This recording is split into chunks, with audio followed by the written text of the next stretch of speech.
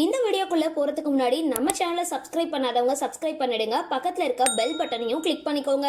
வாங்க வீடியோக்குள்ள போகலாம். சின்னத்திரை ஜோடிகள் காதலிச்சு திருமணம் செஞ்சுக்கிறது தற்பொழுது தொடர்கதை ஆகிட்டு வருது. சின்னத்திரை சீரியல்கள்ல நடிச்ச ரீல் ஜோடிகளே பின்னாள்கள்ல ரியல் ஜோடிகளா மாறிட்டு இருக்காங்க. அது மட்டும் இல்லாம வெவ்வேறு சீரியல்கள்ல நடிச்சவங்க காதலிச்சு திருமணம் செஞ்ச சம்பவங்களும் அரங்கேறிட்டு வருது. அப்படி ஒரு திருமணம் தான் தற்பொழுது நடந்திருக்கு. ஜீ தமிழ் சீரியல்ல நடிச்சிட்டு வர நடிகர் ஒருத்தர் விஜய் டிவி சீரியல்ல நடிக்கிற நடிகையை காதலிச்சு திருமணம் செஞ்சுக்கிட்டு இருக்காரு.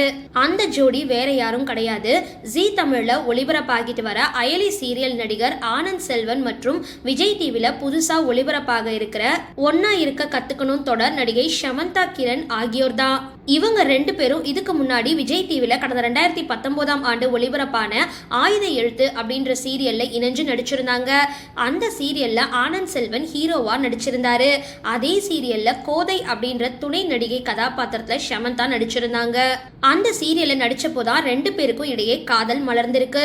சுமார் 7 ஆண்டுகள் காதலுக்கு அப்புறம் இன்னைக்கு இவங்க ரெண்டு பேரும் திருமண பந்தத்துல இணைஞ்சிருக்காங்க. இவங்களோட திருமணம் இன்னைக்கு கோவையில நடந்திருக்கு. இந்த திருமணத்துல நெருங்கிய உறவினர்கள் நண்பர்கள் மட்டும் கலந்துக்கிட்டாங்க. சீரியல் நட்சத்திரங்களான பிக் பாஸ் பவித்ரா, பாக்யலட்சுமி பிரபலம், ரித்திகா உள்ளிட்டோர் ஏராளமான பிரபலங்களும் இந்த திருமண நிகழ்ச்சியில கலந்துக்கிட்டு மணமக்களை வாழ்த்தியிருக்காங்க. நடிகை ஷமந்தா கிரனுக்கு தற்பொழுது 38 வயசு ஆகுது. ஆனா இவங்களோட கணவர் ஆனந்த் செல்வனுக்கு 31 வயசு தான் ஆகுது. ஆனந்த் செல்வனை விட ஷமந்தா 7 வயது மூத்தவங்க அப்படின்னு சொல்லப்படுது. காதலுக்கு வயசு ஒரு தடை கிடையாது அப்படின்றத இந்த ஜோடி நிரூபிச்சிருக்காங்க. இவங்க ரெண்டு பேருக்கும் சமூக வலைதளங்கள்ல வாழ்த்து மழை பொழிஞ்ச வண்ணம் இருக்கு. சமந்தா நடிச்சிருக்க ஒன்னா இருக்க கத்துக்கணும் அப்படின்ற புத்தம் புது மெகா தொடர் விரைவில் விஜய் டிவில ஒளிபரப்பாக இருக்கு அப்படின்றது குறிப்பிடத்தக்கது. சரி, இந்த வீடியோ பத்தின உங்களோட கருத்துக்களை கீழே கமெண்ட் பாக்ஸ்ல போஸ்ட் பண்ணுங்க.